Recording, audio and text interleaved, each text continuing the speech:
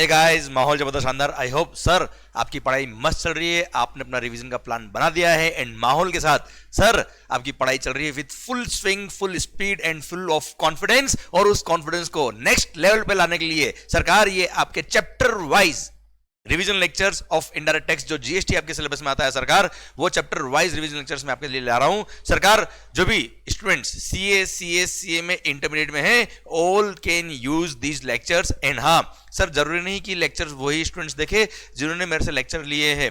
Clear, these are free for everybody. And sir जितने भी students intermediate के exams दे रहे हैं sir, this lectures will be useful for your guys, क्योंकि ये revision lectures sir no doubt बहुत फास्ट होंगे, पर sir this is revision. Sir यहां पर अगर आपने इन लेक्चर्स को पूरे कंसंट्रेशन के साथ सुन लिया तो सरकार पूरा इंडायरेक्ट टैक्स आपके रिदम में बैठ जाएगा। एंड सर एक बार अगर चीजें कनेक्ट होने लग गई तो माहौल बनने वाला है एग्जाम्स में। And sir revision will be very effective using these lectures. आइए सरकार शुरू करते हैं अपना रिवीजन, लेके प्रभु का नाम करते हैं रिवीजन का काम। आइए सर, चैप्टर नंबर 2, सबसे पहला, सबसे इंपॉर्टेंट, सबसे काम का chapter, levy of GST. Sir आपको पता है इंट्रा स्टेट सप्लाई पर सीजीएसटी और एसजीएसटी लगता है, और अगर आप यूनियन टेरिटरी में हो तो सर ऐसे केस में इंट्रास्टेट सप्लाई अगर आपने किया है तो सीजीएसटी एंड यूडीजीएसटी लगेगा। इंटरस्टेट सप्लाई पर आईजीएसटी लगेगा, भले आप यूनियन टेरिटरी में हो, भले आप स्टेट्स में हो। और हाँ ध्यान देना बच्चा, सर 3 यूनियन टेरिटरीज कौन कौन सा, दिल्ली, पुडुचेरी और जम्मू एंड कश्मीर, इन तीनों यूनियन टेरिटरीज का अपना खुद का स्टेट लेजिस्लेचर है। इसलिए इन 3 यूनियन टेरिटरीज को सर, इन 3 यूनियन टेरिटरी को स्टेट माना जाता है sir for the purpose of GST. और यहां पर अगर आपने इंट्रास्टेट सप्लाई किया तो यहां पर सीजीएसटी और एसजीएसटी लगने वाला है। क्लियर, बाकी की यूनियन टेरिटरीज ये रही जहां पर सीजीएसटी प्लस यूडीजीएसटी लगेगा अगर आपने इंट्रास्टेट सप्लाई किया है तो। ओके मालिक, डन। सर जीएसटी एप्लीकेबल कब से हुआ था बेटा? 1 जुलाई 2017 से हुआ था। 8 जुलाई से सर जम्मू एंड कश्मीर में एप्लीकेबल हो गया था। क्लियर, आइए सबसे पहले बात करते हैं चार्जिंग सेक्शन की। सीजीएसटी एक्ट का सेक्शन नंबर 9 सबसेक्शन 1 बोलता है क्या? CGST shall be levied on intra state supply of goods और सर्विस और बोथ एक्सेप्ट दारू, याद आया बेटा, except alcohol liquor for human consumption. And sir it shall be levied as per the rates notified by the government, but maximum rate of CGST can be 20%. Clear, and it shall be charged on the value of supply, जो section में 15 में हम पढ़ेंगे chapter number 4 में। Clear, and it shall be payable by a taxable person. Taxable person means a person who is registered under GST or is liable to be registered under GST बेटा। Clear, उसको बोलते हैं taxable person, और उस पर GST levy होगा जो भी वो taxable सप्लाई कर रहा है उन पर बेटा। Clear, done। ये था आपका section number 9 subsection 1 of the CGST। Section number 9 subsection 2 बोलता है 5 गुड्स, वो पेट्रोलियम वाली, petroleum crude, high speed diesel, motor spirit common known as petrol, aviation turbine fuel और नेचुरल गैस, ये 5 गुड्स ऐसी है जिन पे जीएसटी लगेगा, but from a date to be notified by the government on the recommendation of the GST council. और अब तक वो नोटिफाई नहीं हुआ, मतलब इन 5 गुड्स पे भी जीएसटी नहीं लगता है, प्लस एक दारू। क्लियर, इसलिए घूम लो और झूम लो, दोनों पे भी जीएसटी नहीं है। These 6 supplies are called non taxable supply, इस पे लेवी नहीं होता है जीएसटी। फिर सेक्शन नंबर 9(3) बोलता है क्या मालिक? सर गवर्नमेंट के पास पावर है कि वो चाहे तो कुछ गुड्स और सर्विस को नोटिफाई करके बता सकता है कि यहाँ पे recipient will be liable to pay tax under reverse charge mechanism, और रेसिपिएंट अगर लायबल है तो sir all the provisions of the act will apply on the recipient as if he is the person liable to pay GST to the government directly। कौन कौन से goods में reverse आ सकता है हमारे कोर्स में नहीं आता है, पर कौन कौन से सर्विस में रिवर्स आ सकता है ये हमारे सिलेबस में आता है, पर हम पढ़ेंगे रिवर्स आज के चैप्टर के अंदर। सेक्शन 9 सबसेक्शन 4 बोलता है क्या? सरकार गवर्नमेंट के पास पावर है कि वो चाहे तो नोटिफाई कर दे कुछ क्लास ऑफ रजिस्टर्ड पर्सन को, जैसे बिल्डर भी नोटिफाइड है, केवल प्रमोटर जिसको बोलते हैं। सर नोटिफाई करके बोल दिया क्या?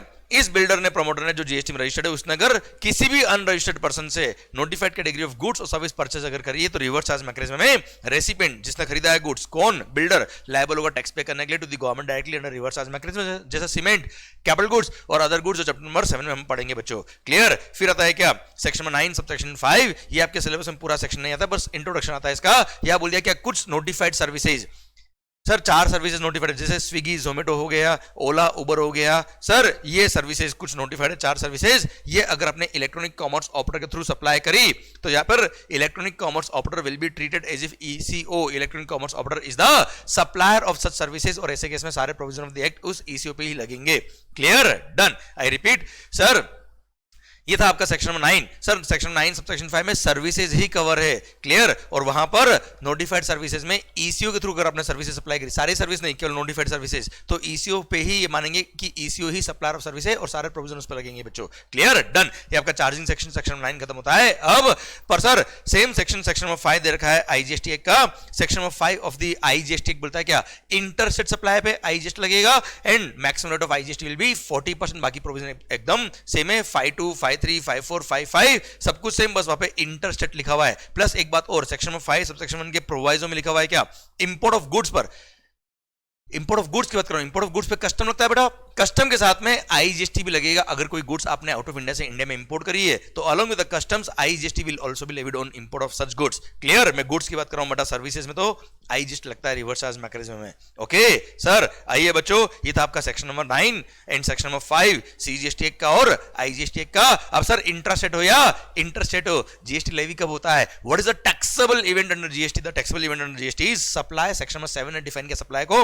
आइए दिल थाम के सुनते हैं हम सर, क्या the term supply, section number 7, section number 7 subsection 1 sir क्या बोलता है, the term supply includes, the term supply includes clause number A, B और सी, और सर बीच में clause number double A insert किया। क्लोज नंबर ए बोलता है क्या सर ध्यान सुनना बच्चों, सर क्लोज नंबर ए सबसे ज्यादा काम का 90% केस में सप्लाई का डेफिनेशन ये जो क्लोज नंबर है वही काम आता है, बाकी एक्सेप्शनल केसेस है। सर सेक्शन नंबर 7 सबसेक्शन 1 बोलता है supply includes clause number A all forms of supply such as sale, exchange, barter, transfer, lease, licence, rental और डिस्पोजल ऑफ व्हाट, गुड्स और सर्विस और बोथ,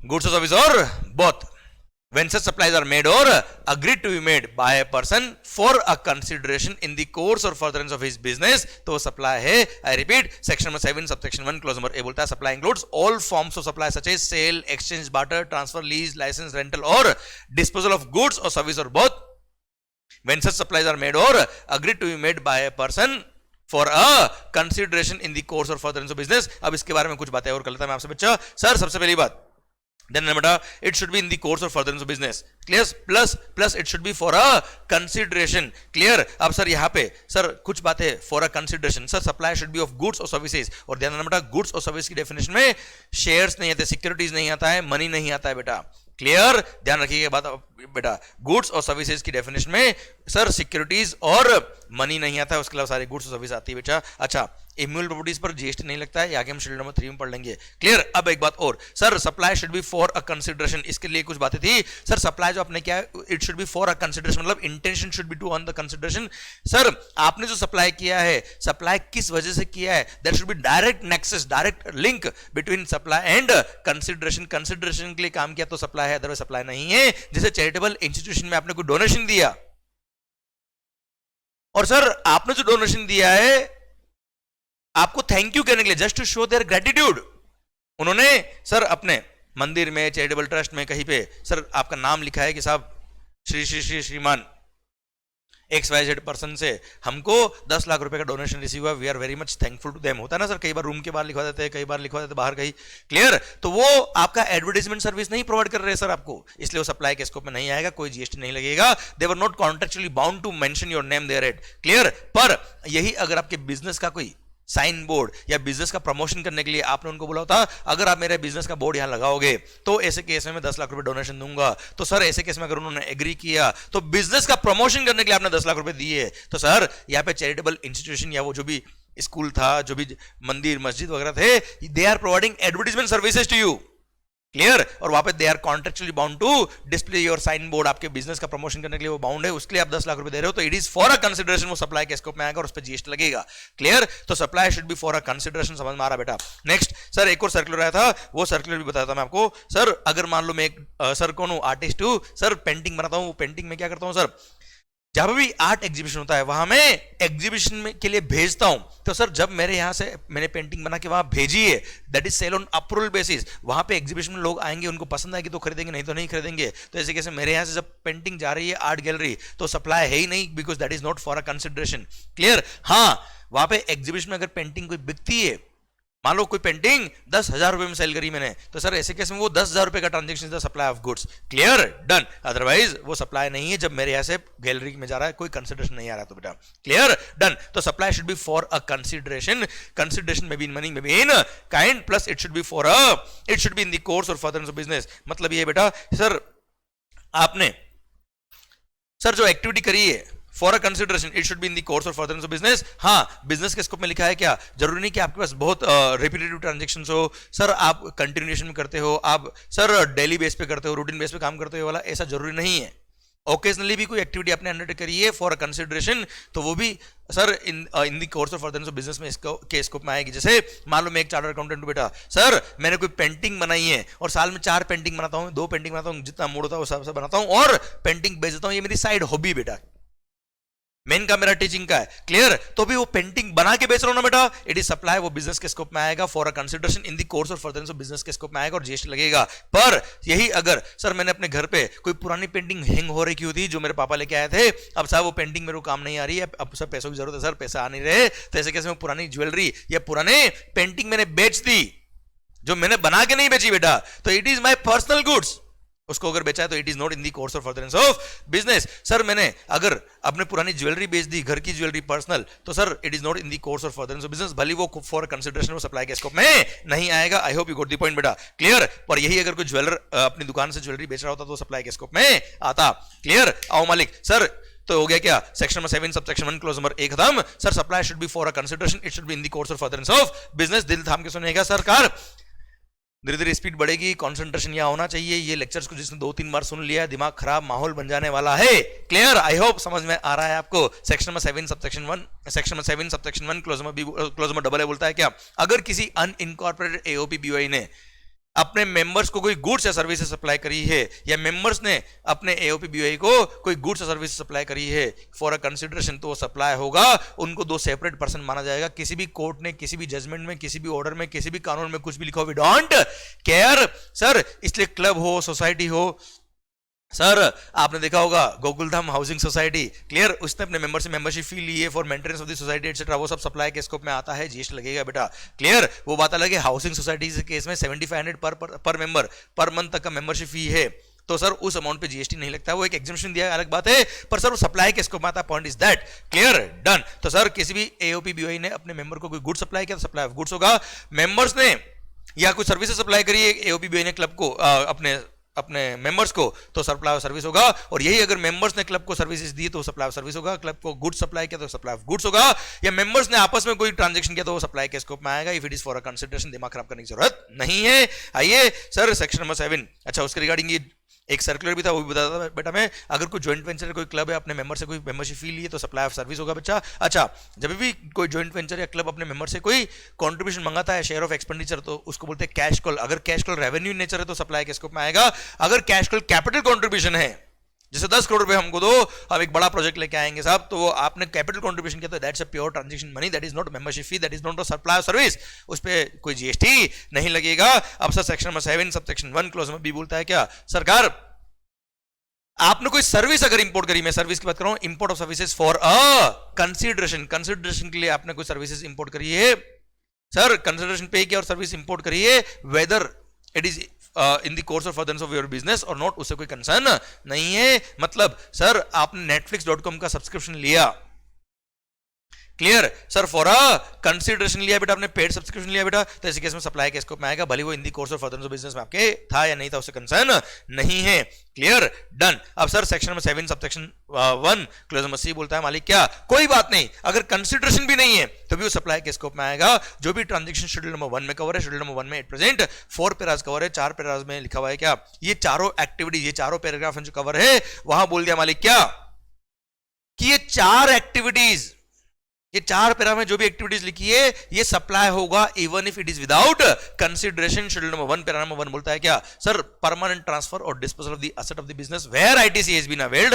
मतलब अगर आपने किसी एसेट के परचेज करने पर आईटीसी क्लेम किया था, इनपुट टैक्स क्रेडिट लिया था, और उन एसेट को अगर आपने बिजनेस के एसेट्स को अगर आपने किसी को डोनेट कर दिया, सर विदाउट कंसिडरेशन भी अगर आपने किसी को दे दिया तो भी वो सप्लाई के स्कोप में आएंगे, और ऐसे केस में आपको जीएसटी पे करना पड़ेगा। सर पैरा नंबर 2 बोलता है क्या, supply of goods or service or both by a person to his related person or a distinct person in the course or furtherance of his business। तो sir ऐसे case में supply के scope में आएगा। पर सर एम्प्लॉयर एम्प्लॉय भी related होते हैं, पर अगर किसी एम्प्लॉयर ने अपने एम्प्लॉय को गिफ्ट्स दिए हैं up to value of ₹50,000 per annum पर एम्प्लॉय, तो वो 50,000 रुपए तक की गिफ्ट जो है वो सप्लाई के स्कोप में नहीं आएंगे। अब सर इसके रिगार्डिंग सर कुछ बातें और है, तो मैं यहीं पे पहले सर्कुलर के साथ साथ तुम्हें समझा देता हूं बच्चों। सबसे पहली बात, रिलेटेड पर्सन का डेफिनेशन दे रखा है यहाँ पे, the person includes legal persons, clear, those will be deemed to be related person if such persons are officers or directors of one another's business, then such persons are legally recognized partners in the business, then such persons are employer and employee, then a third person controls, owns or holds at least directly or indirectly at least 25% of the voting stock or shares of both, then one of them controls directly or indirectly other, a third person controls directly और indirectly both of them, या फिर दोनों person मिलकर किसी third person को control करते हैं, या फिर they are members of the same family and one of them is the sole agent, sole distributor और sole concessionaire by whatever name called, these are called related person. अब family का meaning क्या होता है, ध्यान देना बेटा, फैमिली वर्ड को डिफाइन किया हुआ जीएसटी के अंदर, और फैमिली में बोला क्या, सबसे पहली बात children and spouse and children of the person. बेटा मतलब स्पाउस और चिल्ड्रन तो हमेशा रिलेटेड रही है, पर साथ में ध्यान रखना बेटा parents, grand parents, brother sister भी रिलेटेड पर्सन के डेफिनेशन में आएंगे, फैमिली के स्कोप में आएंगे इफ दे आर होली और mainly dependent on the said person. अगर आपका भाई सर आप पे डिपेंडेंट है तो वो ऐसे केस में रिलेटेड कहलाएगा, नहीं तो वो आपका रिलेटेड नहीं कहलाएगा। आपके पेरेंट्स आप पे डिपेंडेंट है तो वो आपके रिलेटेड कहलाएंगे, नहीं तो वो रिलेटिव नहीं है।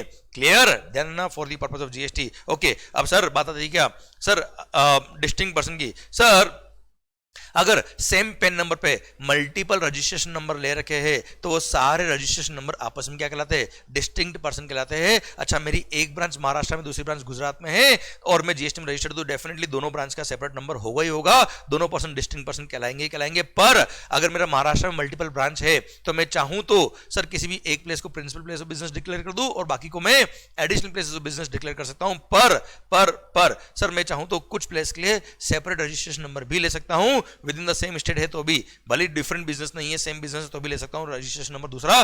पर ऐसे केस में मेरे को सर वो अगर मैंने सेपरेट नंबर लिया तो दोनों को क्या माना जाएगा, डिस्टिंक्ट पर्सन माना जाएगा बच्चों। तो डिस्टिंक्ट पर्सन क्या तो समझ में आ गया बेटा आपको। अब सुनना मेरी बात ध्यान से, सप्लाई ऑफ गुड्स और सर्विस और बोथ, जो para number 2 of schedule number 1 में लिखा है वो बात मैं रिपीट कर रहा हूं। सर सप्लाई ऑफ गुड्स और सर्विस और both by a person to his related person और a distinct person in the course और फर्दरेंस ऑफ बिजनेस, तो सप्लाई के स्कोप में आएगा, अदरवाइज सप्लाई के स्कोप में नहीं आएगा, although it is without consideration. पर अगर एम्प्लॉयर ने एम्प्लॉय को कोई भी गिफ्ट्स दिए up to value of ₹50,000 per annum पर एम्प्लॉय, तो सप्लाई के स्कोप में नहीं आएंगे। सर अब यहां ध्यान देना बच्चा, रिलेटेड पर्सन को अगर आपने सप्लाई किया तो it should be in the course of furtherance of business. Okay sir, अब एग्जांपल्स, सबसे पहली बात मैं सर्कुलर सर मैं एक एयरलाइंस कंपनी हूं, मैंने कुछ एयरक्राफ्ट के पार्ट्स, कंपोनेंट्स, इंजन वगैरह अपनी एक ब्रांच थी मुंबई महाराष्ट्र में, दूसरी ब्रांच दिल्ली में, डिस्टिंक्ट पर्सन को अगर सप्लाई किए तो ऐसे केस में सप्लाई के स्कोप में आएंगे, although it is without consideration तो भी सप्लाई के स्कोप में आएंगे। हाँ मान लो मुंबई ब्रांच ने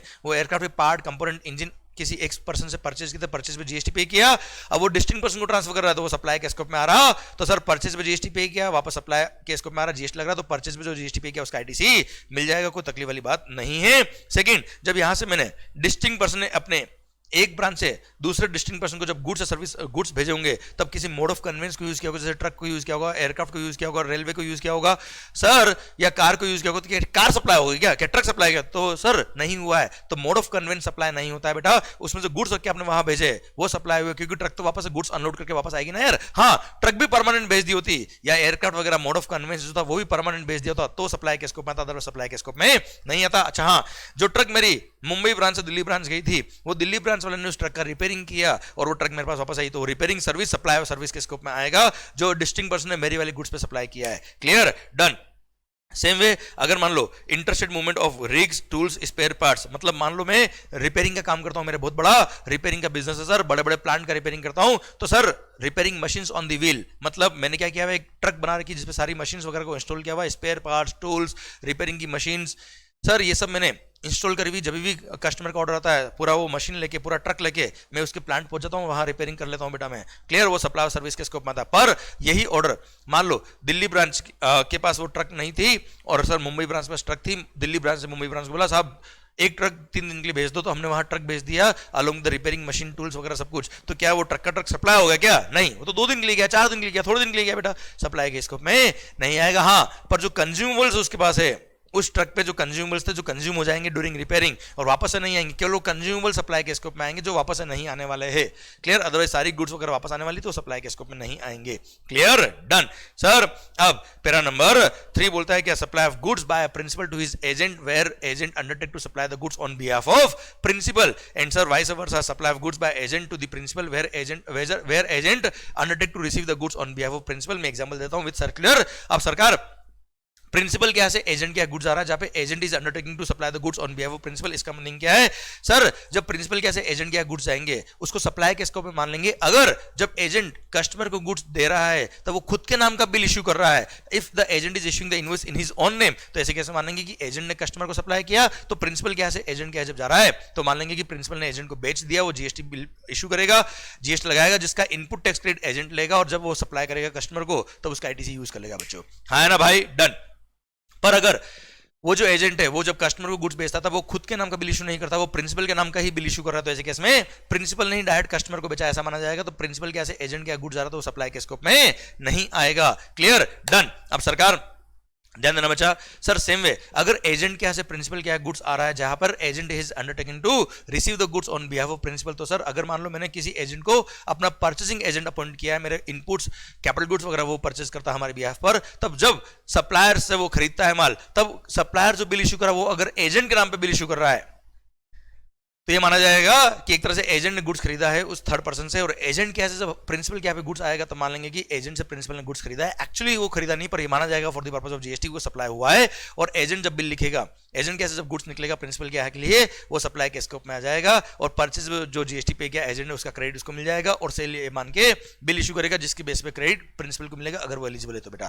क्लियर? डन। तो सर ये सप्लाई के स्कोप में आता है। I hope you got the point बेटा। क्लियर? सर्कुलर भी साथ में समझ में आ गए। अच्छा, इसमें एक सर्कुलर होता है डेल क्रेडिटर एजेंट वाला बेटा। डेल क्रेडिटर एजेंट के केस में क्या होता है? DCA, del credere agent. सुनो बच्चों ध्यान से, सिंपल सा पॉइंट ये, डेल क्रेडिटर एजेंट क्या करता है? प्रिंसिपल को पेमेंट का एश्योरेंस दे देता है। मतलब डेल क्रेडिटर एजेंट कस्टमर को तो उधार माल दे देता है और उसको बोलता है क्या तुम अगर जैसे मान लो 3 महीने का उधार दिया तो 3 महीने के लिए इतना आपको इंटरेस्ट पे करना पड़ेगा, पर प्रिंसिपल को पेमेंट उसी टाइम कर देता है बच्चा। क्लियर? तो एक तरह से अब सर यहां पर उसने क्या किया, कस्टमर को जब गुड्स बेचा है डेल क्रेडिटर एजेंट ने, तब वो गुड्स का जो वैल्यू है वो प्लस इंटरेस्ट भी उसने कस्टमर से रिकवरी किया है। अब ऐसे केस में वो इंटरेस्ट वैल्यू का पार्ट बनता है कि नहीं बनता, this is the question in the circular. वहां सिंपल सी बात ये है कि अगर डेल क्रेडिटर एजेंट खुद के नाम का बिल इशू कर रहा है कस्टमर को, मतलब वो खुद ही गुड्स सप्लाई कर रहा है कस्टमर को, है ना, और अगर आप कोई गुड सप्लाई करते हो कस्टमर को और उस पे प्राइस के अलावा over and above the price आपने कोई interest, delayed payment charges, late fee वगैरह ली तो वो भी वैल्यू सप्लाई का पार्ट बनता है, ऐसा वैल्यूएशन लिखा हमने पढ़ा था बेटा। तो ऐसे केस में अगर डीसीए खुद के नाम का बिल इशू करता है कस्टमर को, तो ऐसे केस में उसने सप्लाई किया कस्टमर को और उसने इंटरेस्ट अगर चार्ज किया तो इंटरेस्ट भी वैल्यू का पार्ट बनेगा, उस पर भी जीएसटी लगेगा। तो प्रिंसिपल कैसे एजेंट किया जाएगा, सप्लाई हो जाएगा नॉर्मल वैल्यू पर, उस पर जीएसटी लगेगा सर, उसका क्रेडिट एजेंट लेगा, और एजेंट जब कस्टमर को बिल इशू करेगा तब वो वैल्यू प्लस इंटरेस्ट दोनों पे टैक्स पे करेगा बेटा। क्लियर? पर सेकंड केस अगर एजेंट ने डेल क्रेडिटर एजेंट ने कस्टमर को जो बिल इशू किया वो प्रिंसिपल के नाम का बिल इशू किया है, मतलब प्रिंसिपल बेच रहा है कस्टमर को गुड्स डायरेक्टली, ऐसा माना जाएगा बेटा।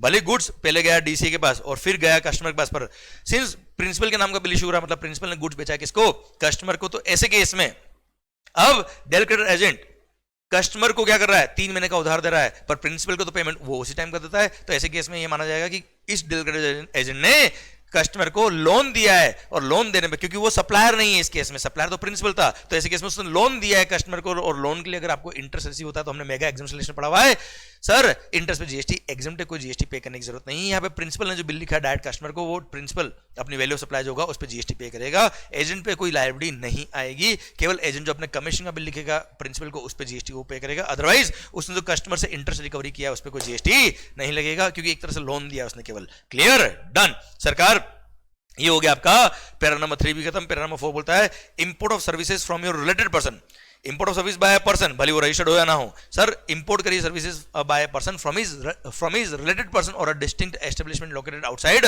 India in the course of furtherance of business, तो ऐसे केस में सप्लाई के स्कोप में आएगा और जीएसटी लगेगा, और रिवर्स चार्ज मैकेनिज्म में रेसिपिएंट को टैक्स पे करना पड़ता है बच्चों। सर एग्जांपल, आपका भाई अगर आउट ऑफ इंडिया है, उससे अपने सर्विसेज इंडिया में लिए, पर ध्यान देना बेटा वो भाई आपका रिलेटेड पर्सन होगा तो ही वो सप्लाई के स्कोप में आएगा in the course of further business, अगर वो ट्रांजेक्शन हुआ तो। मतलब वो भाई आपके रिलेटेड पर्सन के स्कोप में कब आता है बेटा, जब वो आप पे होली या मेनली डिपेंडेंट हो, और वो खुद का बिजनेस अगर कर रहा है, मतलब वो होली या मेनली डिपेंडेंट नहीं है। ध्यान रखना इस बात का हमेशा बेटा। तो आपका रिलेटेड पर्सन कोई है कि नहीं, पहले आप देख लेना, उसके बाद ही पैरा नंबर 4 में आना बेटा। तो विदाउट कंसिडरेशन तो ही बात करेंगे बेटा, क्लियर। तो import of services for import of services by a person from his related person और a distinct establishment located outside India, sir in the course of further business, तो सप्लाई के scope में आएगा, ऑल्दो विदाउट कंसिडरेशन है। अच्छा ध्यान देना बेटा, import of services for a consideration है, तो ऐसे केस में दिमाग लगाने का ही नहीं, import of services for a consideration हो, भले इन the course of further business हो या ना हो, हमेशा ही सप्लाई है। पर import of services without consideration है तो भी वो सप्लाई के स्कोप में आ जाएगा, अगर आपने इंपोर्ट करी फ्रॉम अ रिलेटेड पर्सन और a distinct establishment located outside India in the course of further business होगा तो, क्लियर। अदरवाइज वो सप्लाई के स्कोप में नहीं आएगा। I hope you got the point बेटा, क्लियर। ये सेक्शन नंबर 7 सबसेक्शन 1 पूरा खत्म होता है। अब सर ये सेक्शन नंबर 7 सबसेक्शन 1A पे आ गए। अब हम सेक्शन नंबर 7 सबसेक्शन 1A बोलता है मालिक क्या। आई होप सर पहली बात तो ये आपको यहां तक जो पढ़ाया समझ में आ रहा है, रिवीजन हो रहा है फास्ट आपका, क्लियर। धीरे धीरे और आपका मोमेंटम में आएंगे, धीरे धीरे सर आपको चीजें और मस्त वाली समझ में आएगी, and sir revision will be very effective, क्योंकि सर विजन होता है तो रिवीजन होता है, इसलिए सर यहां पे ध्यान दीजिएगा, आपका शानदार वाला विजन और रिवीजन दोनों हो जाएगा माहौल के साथ। सर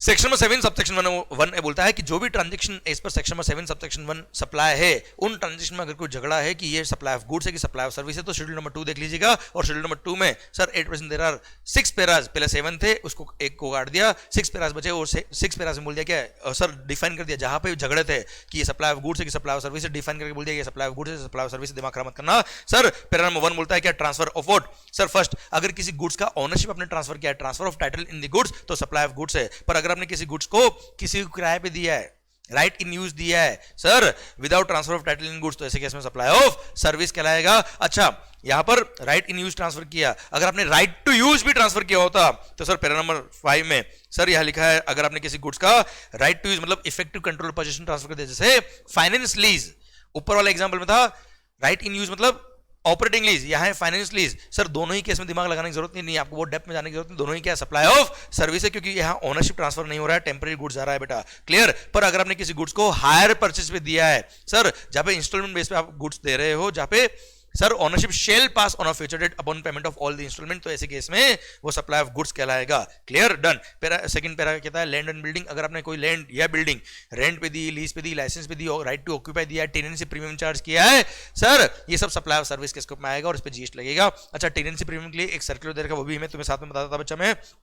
सर टेनेंसी प्रीमियम के लिए बोल दिया मालिक क्या, अगर जैसे मैं मान लो कोई प्रॉपर्टी मैंने ले रखी रेंट पर, सर मैंने पगड़ी सिस्टम के थ्रू लीज पे ले रखी प्रॉपर्टी, अब जो ओनर ऑफ द प्रॉपर्टी वो बोलता है साहब ये प्रॉपर्टी खाली करो, मेरे को जरूरत है, तो मैं उससे मान लो बोलता हूँ प्रॉपर्टी खाली करने के 5 लाख रुपए लगेंगे, उसको बोलते हैं टेनेंसी प्रीमियम। तो टेनेंसी प्रीमियम जो आउटगोइंग टेनेंट चार्ज कर रहा है from the owner of the property या इनकमिंग टेनेंट से भी चार्ज कर रहा है, तो 5 लाख की सप्लाई ऑफ सर्विस उस पर जीएसटी लगेगा सर। सेकंड बात, सर अगर ये आउटगोइंग टेनेंट अगर टेनेंसी प्रीमियम ले रहा है, भले वो कमर्शियल प्रॉपर्टी हो, भले वो रेजिडेंशियल प्रॉपर्टी हो, उससे कोई फर्क नहीं पड़ रहा, इनकमिंग टेनेंट से ले या ओनर ऑफ द प्रॉपर्टी से ले, सर टेनेंसी प्रीमियम जो इस आउटगोइंग टेनेंट चार्ज के उस पर जीएसटी लगेगा, क्लियर। पर अगर जो ओनर ऑफ द प्रॉपर्टी है वो अगर इनकमिंग टेनेंट से अगर टेनेंसी प्रीमियम चार्ज करा है, वो भी सप्लाई के स्कोप में आता है, उस पर भी जीएसटी लगता है। पर अगर वो रेजिडेंशियल प्रॉपर्टी के लिए लिया है सर, और ऑनर ऑफ द प्रॉपर्टी ने, मालिक ऑफ द प्रॉपर्टी ने इनकमिंग टेनेंट से टेनेंसी प्रीमियम लिया है in respect of residential dwelling, और जो इनकमिंग टेनेंट है वो रजिस्टर्ड पर्सन नहीं है, तो ऐसे केस में जीएसटी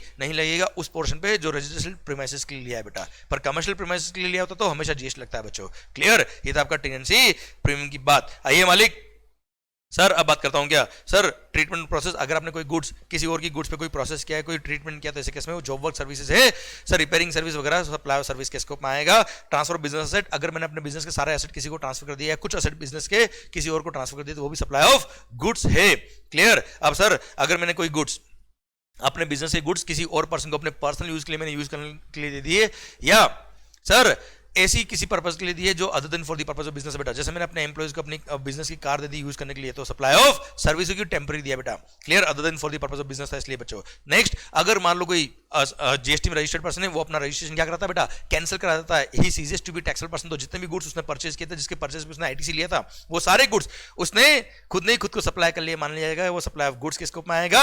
और हाँ ध्यान देना बेटा, इसके दो एक्सेप्शन है, अगर मेरा बिजनेस कंटिन्यू हो रहा है as a going concern by my legal heirs, तो ऐसे केस में वो सप्लाई के स्कोप में नहीं आएगा। और सेकंड थिंग, अगर मेरा बिजनेस कंटिन्यू कर रहा है कोई और पर्सन, तो एज ए गोइंग कंसर्न, तो भी ऐसे केस में सप्लाई के स्कोप में नहीं आएगा, कोई भी गुड सप्लाई नहीं हुआ है माना जाएगा। Sir then sir para number 5 में 6 पैरास लिखे, 6 एंट्रीज लिखी, यहाँ पे 6 की 6 क्या है, सप्लाई ऑफ सर्विसेज है। First renting of immovable property, भले मैंने उस प्रॉपर्टी का इफेक्टिव कंट्रोल पोजीशन ट्रांसफर किया है कि नहीं किया, वो सप्लाई ऑफ सर्विस के स्कोप में आएगा।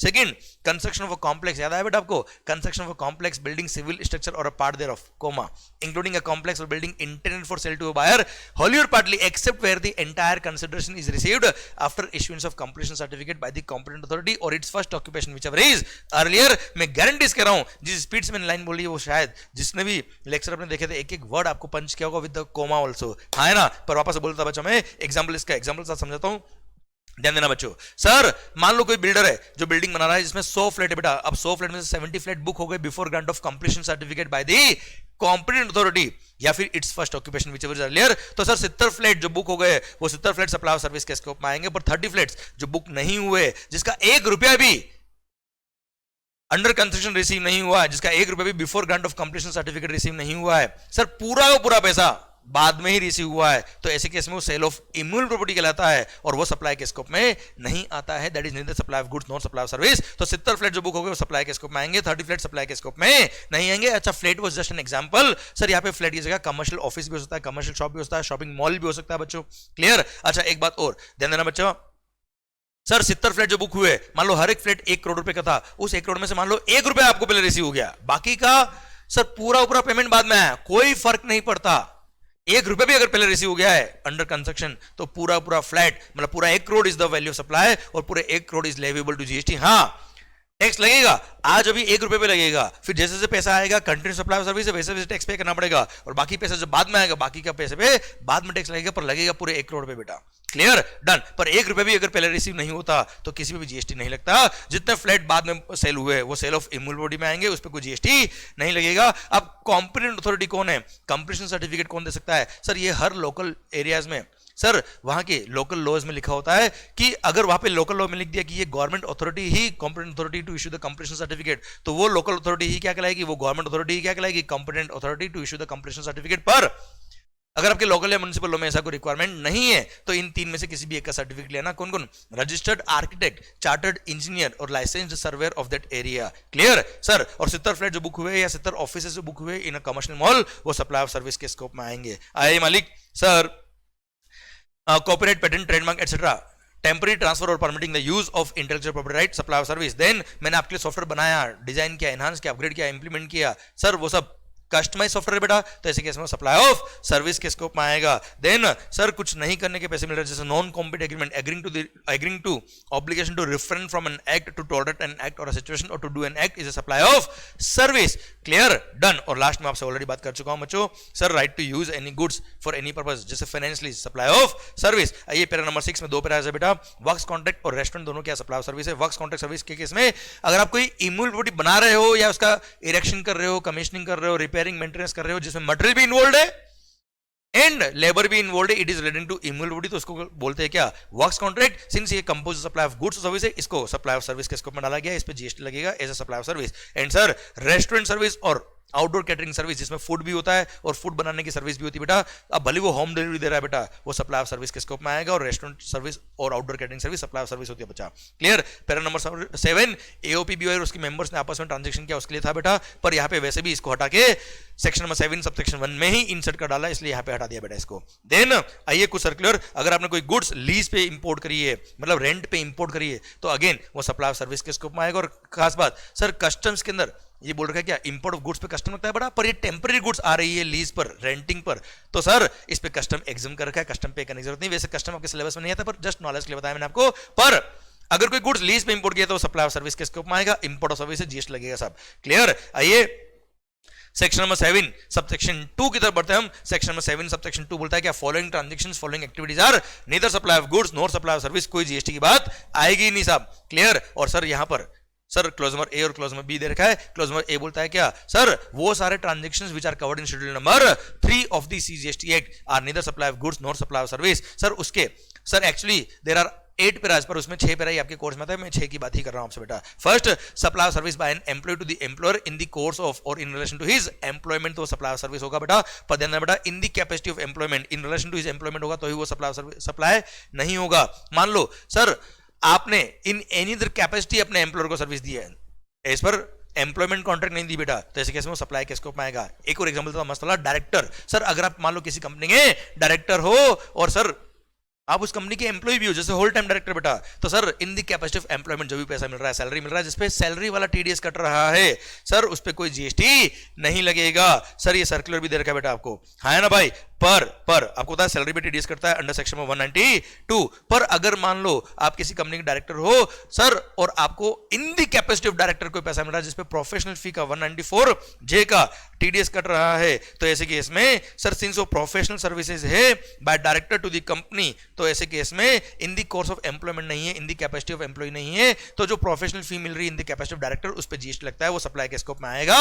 और खास बात रिवर्स चार्ज मैकेनिज्म के केस में हमने पढ़ा हुआ है कि सर यहां पर डायरेक्टर को जो आप पैसा दे रहे हो, अगर कोई कंपनी या बॉडी कॉर्पोरेट डायरेक्टर को इन दी कैपेसिटी डायरेक्टर को पैसा दे रही है उस पर जीएसटी लगता है, वो भी रिवर्स चार्ज मैकेनिज्म लगता है और company will be liable to pay the tax to the government directly बेटा। Clear, done. अच्छा एक और एग्जांपल, जैसे इंडिपेंडेंट डायरेक्टर तो हमेशा क्या होता है बेटा, वो कभी एम्प्लॉय होते ही नहीं है, वो तो हमेशा in the capacity of director ही सर्विस दे रहे, तो हमेशा जीएसटी लगेगा, वहां पे टीडीएस 194 जे में ही करता है बेटा। Clear, hold and director case में चेक कर लेना कि इन दी कैपेसिटी ऑफ एम्प्लॉय पैसा दे रहे हो कि इन दी कैपेसिटी ऑफ डायरेक्टर पैसा दे रहे हो बच्चों आप। Clear, done.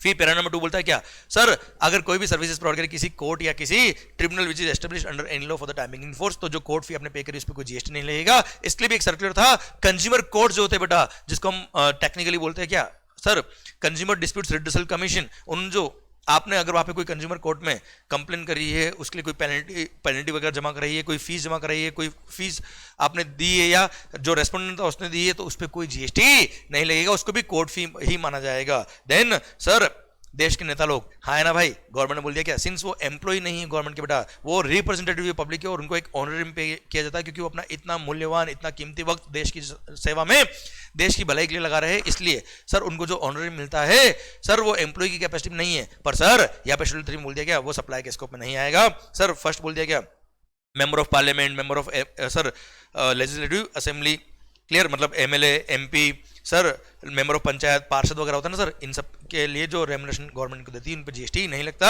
सेकंड, अगर कोई पर्सन ने इंडियन कॉन्स्टिट्यूशन के प्रोविजंस के तहत कोई पोस्ट होल्ड करी हुई, जैसे इलेक्शन कमीशन ऑफ इंडिया के कोई डायरेक्टर है बेटा, कोई चेयरमैन है, उनको उस पोस्ट की वजह से पैसा मिल रहा है, उस पर कोई जीएसटी नहीं लगेगा। देन सेंट्रल गवर्नमेंट या स्टेट गवर्नमेंट कोई बॉडी बने, जैसे आईसीएआई, उसका आप सेंट्रल काउंसिल मेंबर हो, रीजनल काउंसिल मेंबर हो, the president of the ICAI हो, तो ऐसे केस में उस कैपेसिटी में अगर आपको कोई पैसा मिल रहा है तो उस पर कोई जीएसटी नहीं लगेगा उस कैपेसिटी में। क्लियर, जैसे CA Arpit Kabra ji, sir he is the youngest ever regional council member sir of the WRC of the ICI and WRC के वो अभी चेयरमैन है और उनको उस पोस्ट की वजह से मान लो कोई रेम्यूनरेशन मिलता है उस पर कोई जीएसटी नहीं लगेगा। पर Arpit Kabra is a practising chartered accountant also बेटा, उन्होंने किसी कंपनी की ऑडिट करी, उसको ऑडिट फीस रिसीव हुई है, that will be chargeable to GST, that is not in the capacity of chairman of the WRC बेटा।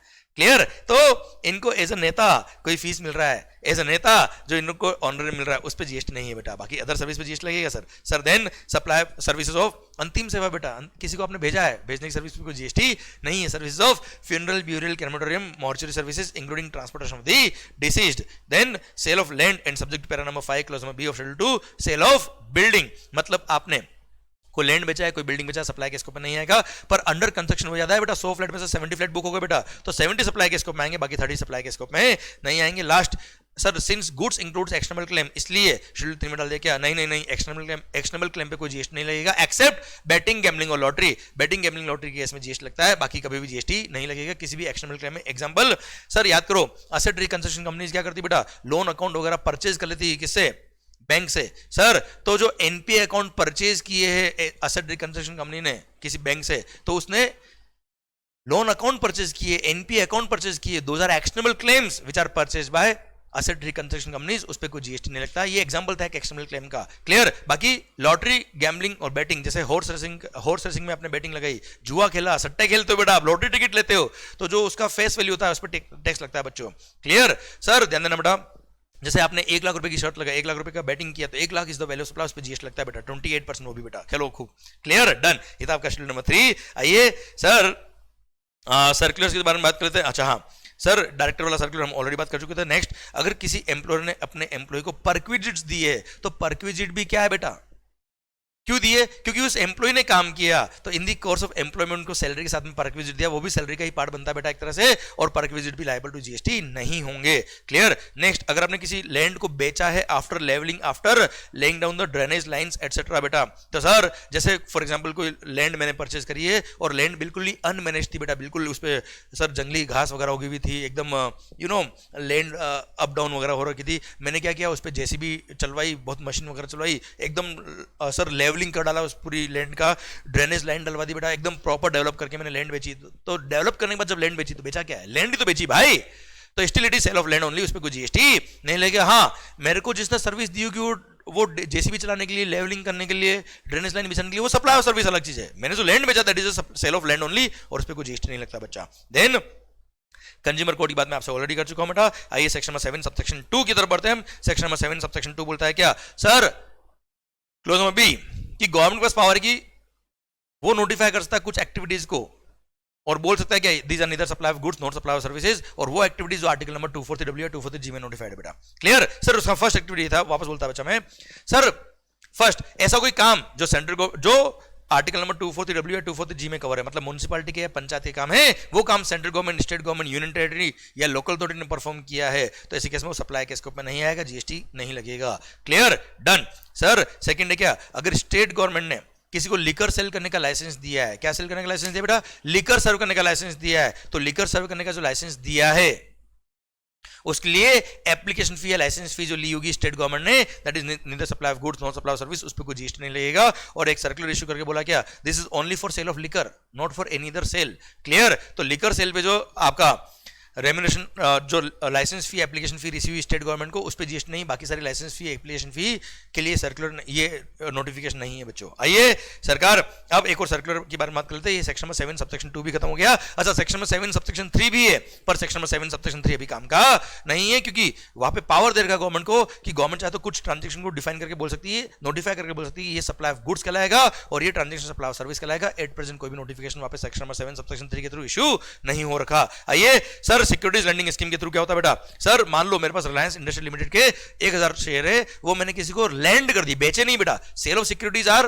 Neither supply of goods not supply of service बेटा, वो सिक्योरिटीज गुड्स और service ही नहीं है, पर मैंने लैंड किया है थ्रू सम ऑथराइज्ड इंटरमीडिएरी, तो ऐसे केस में सर लैंडिंग फी जो मेरे को रिसीव हुई है बोरोवर से, that is supply of service, उस पर जीएसटी लगता है, और खास बात उस पर आई जीएसटी लगता है, और उससे भी खास बात इसमें रिवर्स चार्ज मैकेनिज्म में बोरोवर जो है, जो रेसिपिएंट ऑफ सर्विस है, उसको टैक्स पे करना पड़ेगा under reverse charge mechanism to the government directly, plus जो ऑथराइज्ड इंटरमीडिएरी बीच में था उसने अगर अपना ब्रोकरेज चार्ज किया हो, कमीशन चार्ज किया हो, उस पर भी जीएसटी लगेगा फॉरवर्ड चार्ज मैकेनिज्म में बेटा।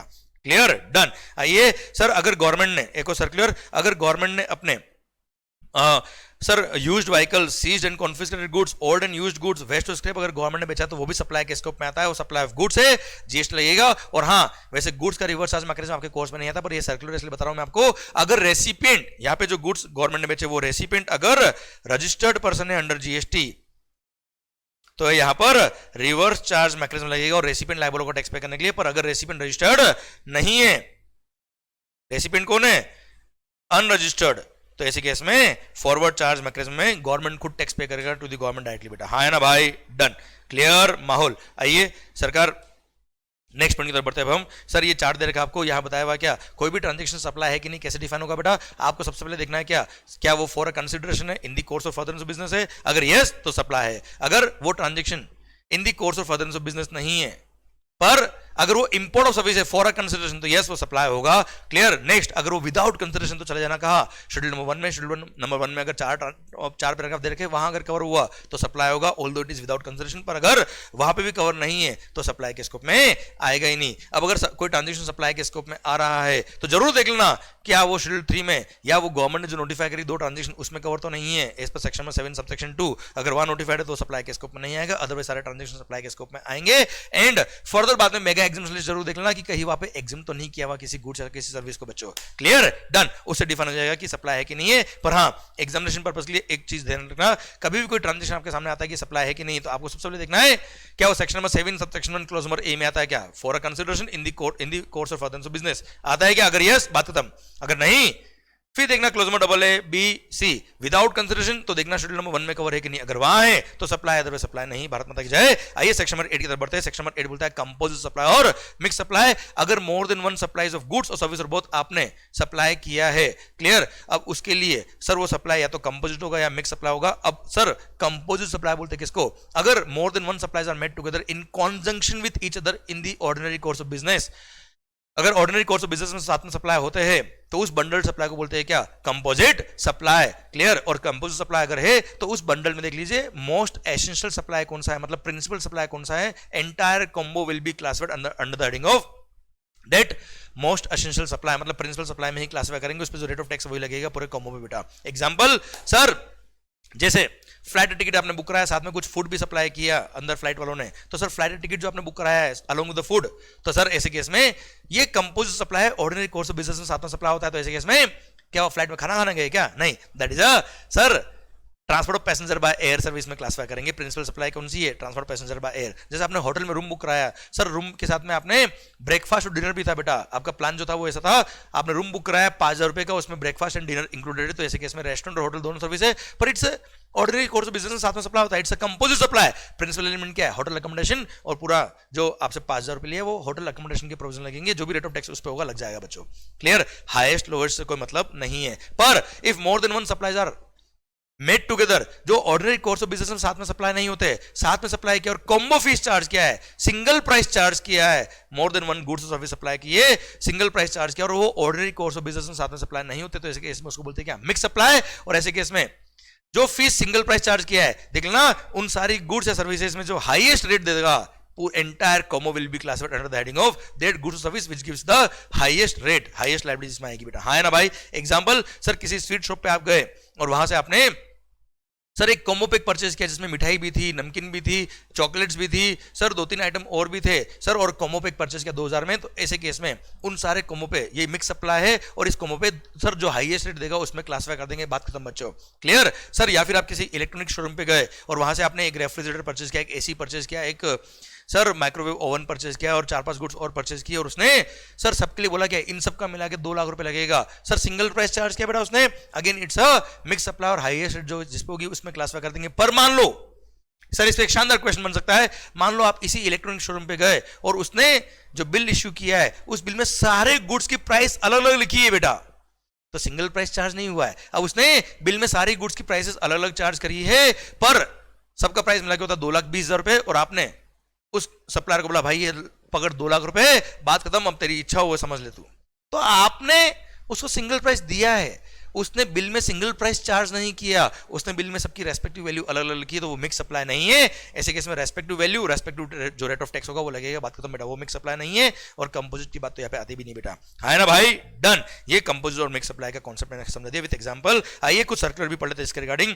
सबसे पहला sir, transportation services provided by GTA, goods transport agency, ये ट्रांसपोर्ट ऑफ गुड्स तो प्रोवाइड करते हैं, साथ में कुछ लोग क्या करते हैं बेटा, लोडिंग अनलोडिंग पैकिंग अनपैकिंग का काम भी करते हैं along with the transportation of the goods, तो ऐसे केस में इट्स अ कंपोजिट सप्लाई। और ऑर्डिनरी कोर्स ऑफ बिजनेस में ऐसा साथ में सप्लाई होता है, तो ऐसे केस में प्रिंसिपल एलिमेंट क्या है, ट्रांसपोर्ट ऑफ गुड्स, एंटायर जो बिल चार्ज किया होगा उसमें सप्लाई सर्विस के स्कोप में जाएगा ये, और ट्रांसपोर्ट सर्विस में transport of services by road में क्लासिफाई होगा बच्चों ये। पर मान लो सेपरेट कॉन्ट्रैक्ट होता, लोडिंग अनलोडिंग का कॉन्ट्रैक्ट अलग, पैकिंग अनपैकिंग का कॉन्ट्रैक्ट अलग, और ट्रांसपोर्टेशन का कॉन्ट्रैक्ट अलग, तो ऐसे केस में अलग अलग कॉन्ट्रैक्ट होता, तो रेस्पेक्टिव वैल्यू रेस्पेक्टिव टैक्स लगता है, बात खत्म बेटा, यहाँ पे कंपोजिट की बात नहीं आती।